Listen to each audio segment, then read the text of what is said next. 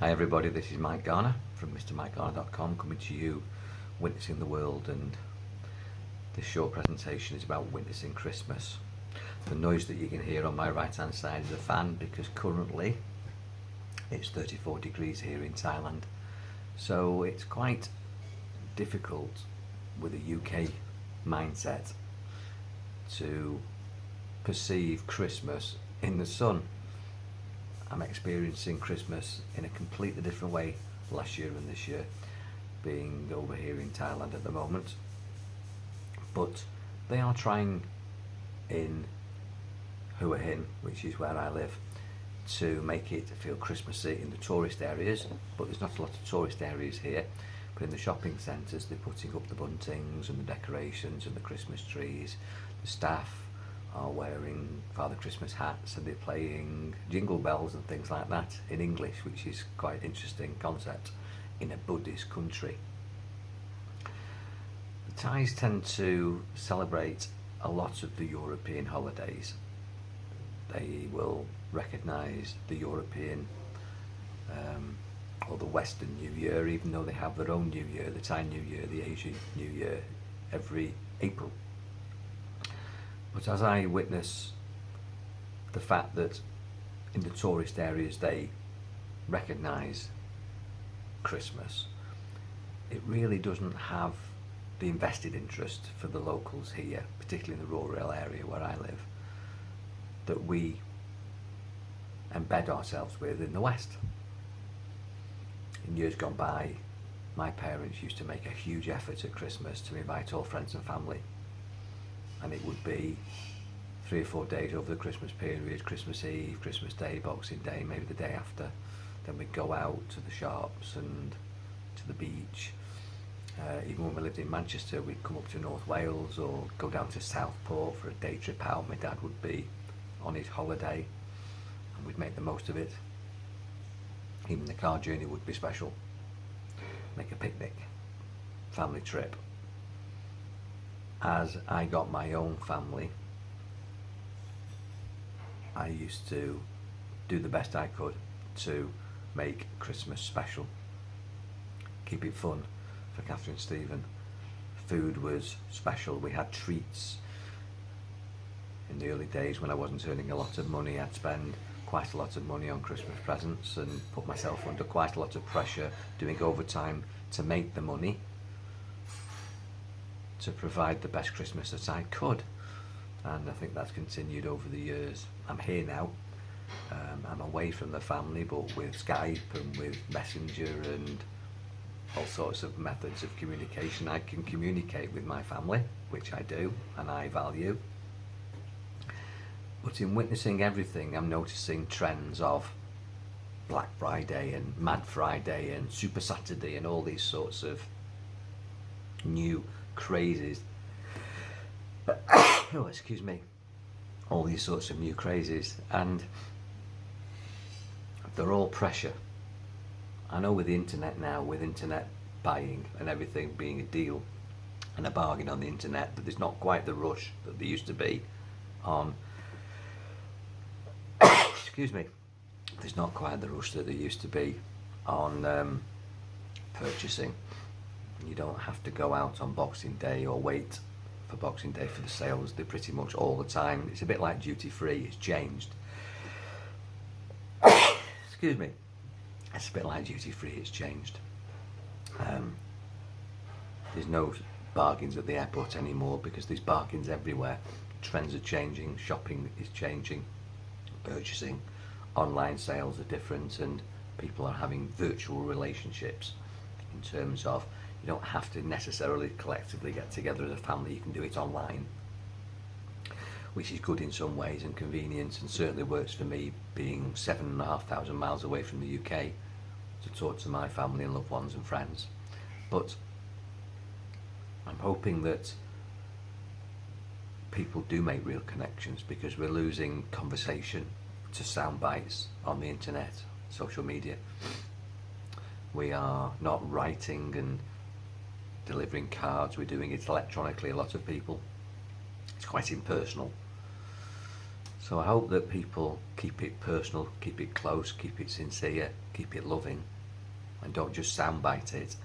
But on the other hand, I also hope that you don't put yourself under too much pressure for what is effectively a man-made, constructed celebration. We don't even know that Christ was born on that day, and very few people think of the Christ at Mass. They don't think about the real reason for Christmas, Christ, even if that character existed, and that's another debate. But the ethos, the lesson, the message, the metaphor in the Christmas story is valid, whether it's historically correct or not. And I think you should have a day where you are thankful, give thanks, and meet family and celebrate and receive blessings and have peace, love and joy and happiness and gifts. But I think we put a lot of emphasis on it and put ourselves under a lot of pressure. I know people who've lost loved ones, people who haven't quite got the resources, the finances, the blessings that others have got, can feel quite, very, very depressed, very low. Lots of suicides at Christmas, lots of people homeless at Christmas, destitute.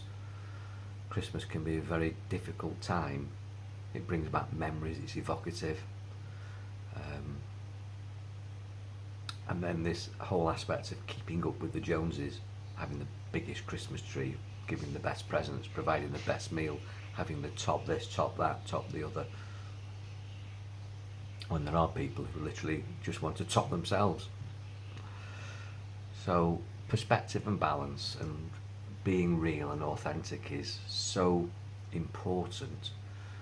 And as Christmas almost like brings the year to a close, it's a time for personal reflection and maybe projection of what you want in the new year, and do that sincerely. Hopefully your goals are not just things, they are feelings, they are learnings, they are important values, caring and sharing,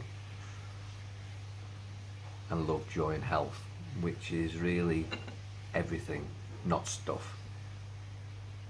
So I'll be here for Christmas, which is in 2 days' time now. It's going to feel very different, as it did last year.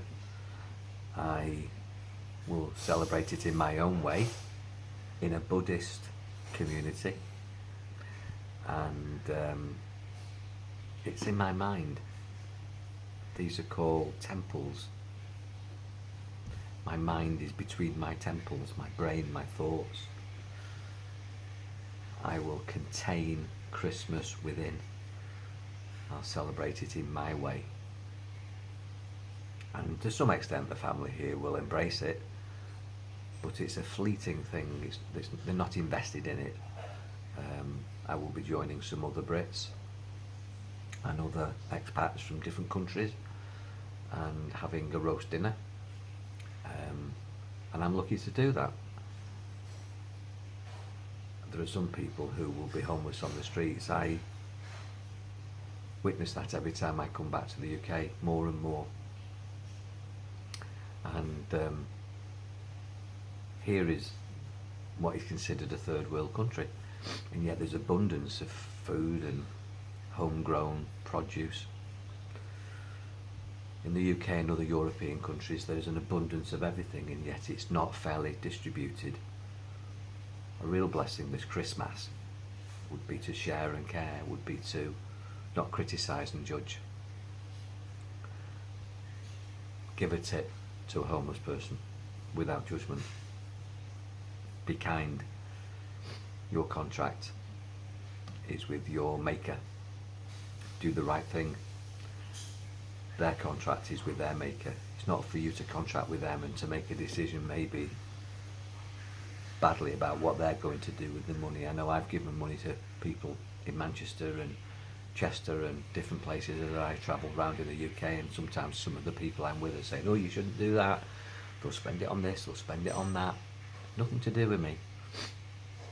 I'm kind, I give with love. It's up to them what they do with it. That's their contract. My contract is to be the best person that I can be. I hope that this Christmas brings out in you the best person that you can be. Peace, love, charitable heart and mind,